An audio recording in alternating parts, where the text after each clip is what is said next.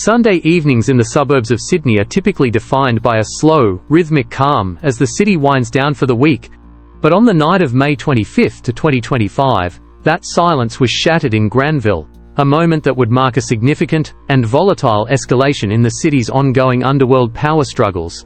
The setting was Mundanea traffic intersection, the kind thousands of commuters pass through daily without a second thought.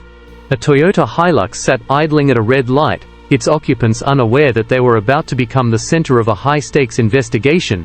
Inside the vehicle were 4 men, 2 of whom were prominent figures in circles known to law enforcement: Darwood Zakaria, a man with deep, familial ties to the infamous Alamadine Network, and Silven Singh, a solicitor operating out of Parramatta. As the Hilux waited for the signal to change, a Mercedes maneuvered aggressively alongside it.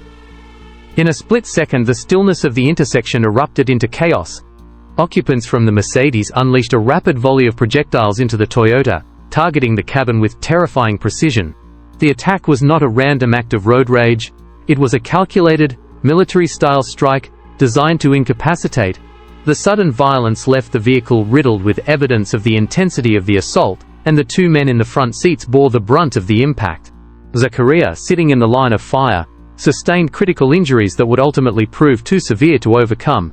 Tragically, despite emergency intervention, he later succumbed to his wounds, turning this incident from a serious assault into a fatal event.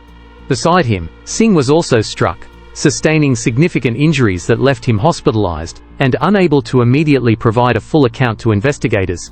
Curiously, the violence was strictly contained to the front of the vehicle. 2 other men, seated in the rear of the Hilux, emerged from the hail of ballistic impact, completely physically unscathed.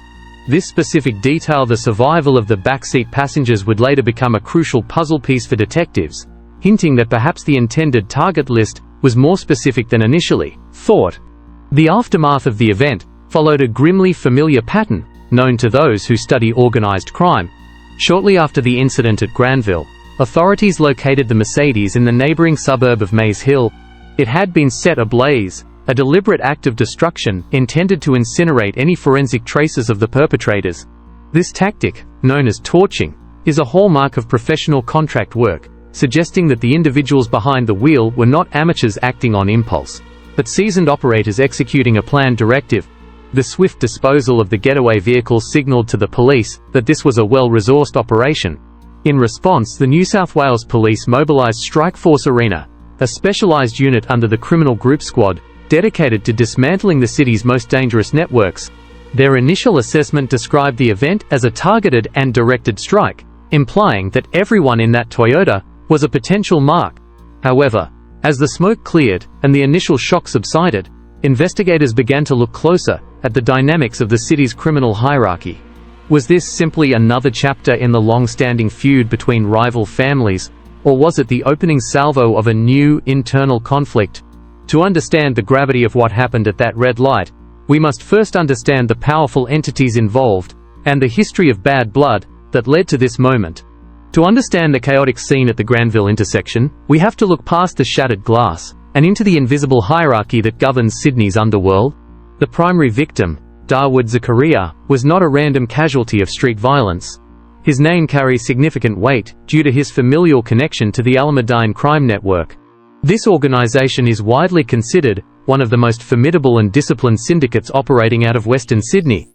Intelligence suggests the group functions with corporate-level efficiency, allegedly generating upwards of $1 million in weekly revenue through illicit trade networks. Led by the elusive Rafat Alamadine, the group has established a dominance that few dare to challenge. However, that dominance has come at a steep price, fueling a volatile and extended conflict with the rival Hamzy clan, a faction deeply embedded within the Brothers for Life gang. This rivalry is not merely a dispute over territory. It is a profound and bitter feud that has defined the city's criminal landscape for years. The tension reached a boiling point in October 2020, sparking a series of retaliatory events that played out in public spaces. Following an incident where Rafat Alamadine's residence was targeted by hostile actors, the response was swift and severe. Just hours later, a key figure in the opposing family, Majid Hamzy, was the subject of a fatal action, a move that signaled a permanent escalation in hostilities.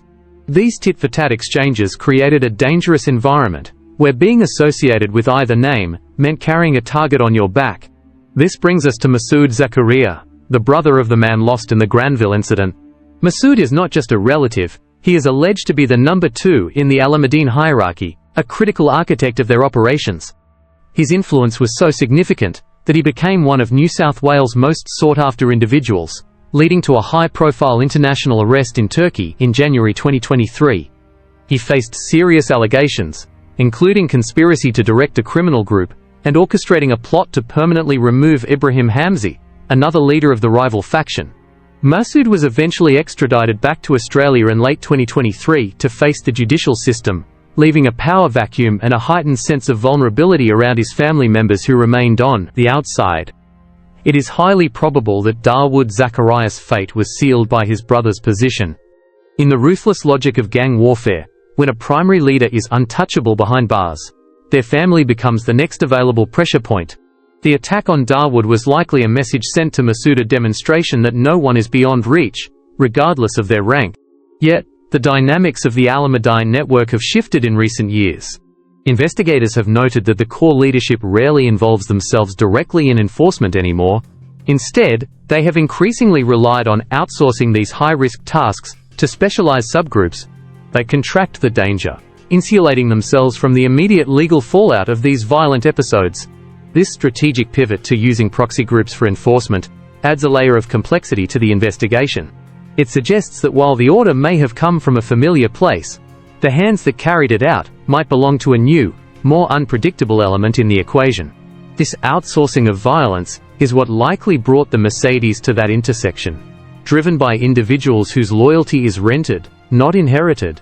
For years, the Alamadine network operated with a distinct tactical advantage. They possessed the financial capital to fuel their operations, but they outsourced the physical enforcement to a group known as KVT. Based in Western Sydney, KVT established a reputation as the muscle behind the syndicate, a faction described by intelligence reports as hyper-loyal and intensely aggressive.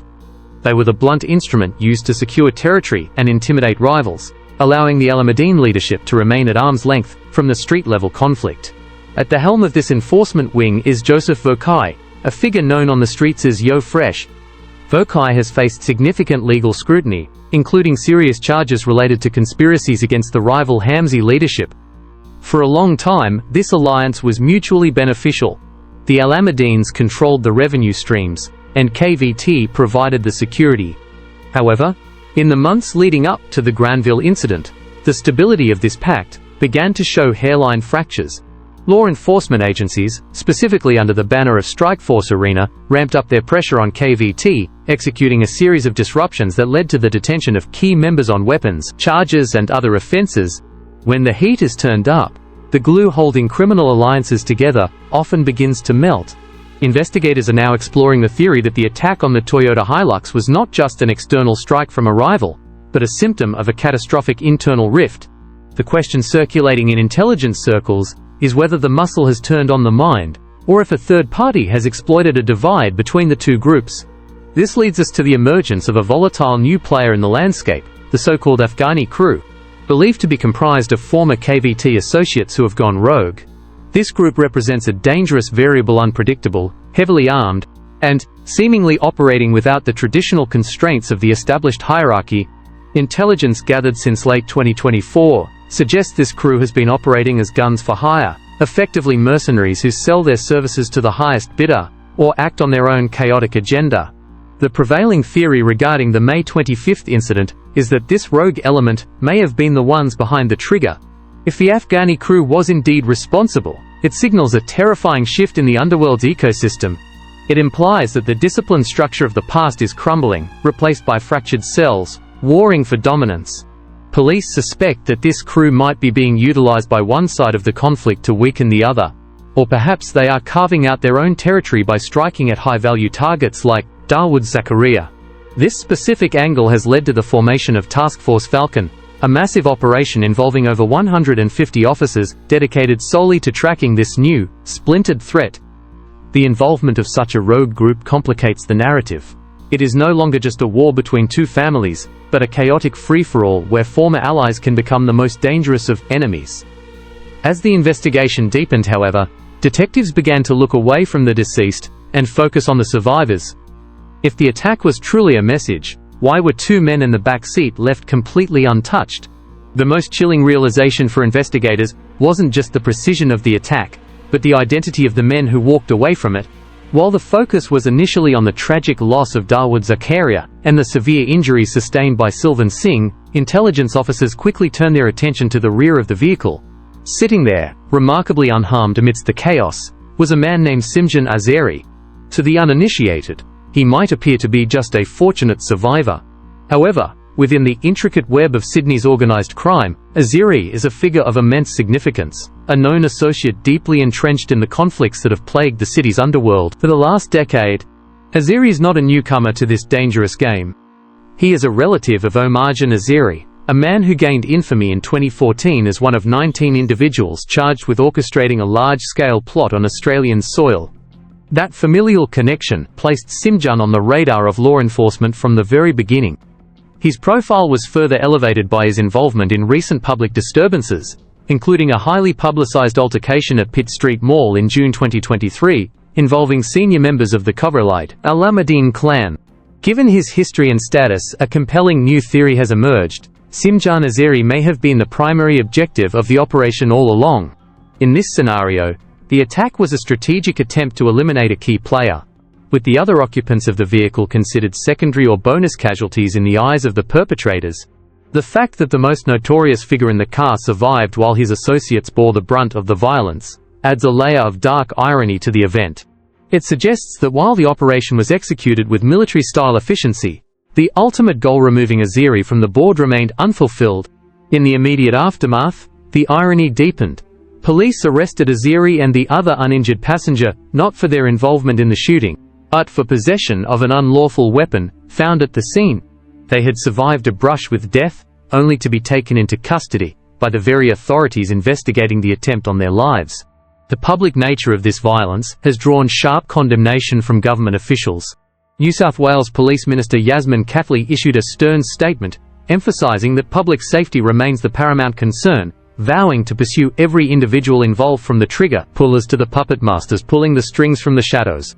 Deputy Commissioner David Hudson echoed this sentiment, linking the surge in such incidents to the ongoing turf wars over illicit trade routes.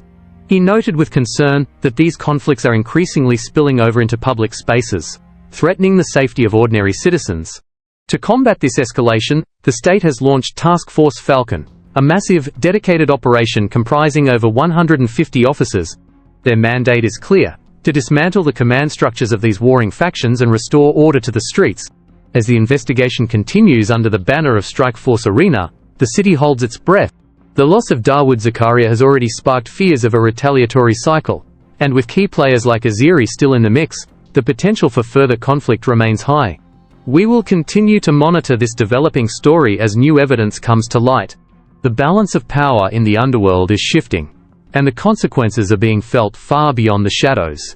If you found this deep dive into the shifting dynamics of organized crime informative, please consider subscribing and sharing your thoughts in the comments below. Your support allows us to keep uncovering these stories. Until next time, stay safe.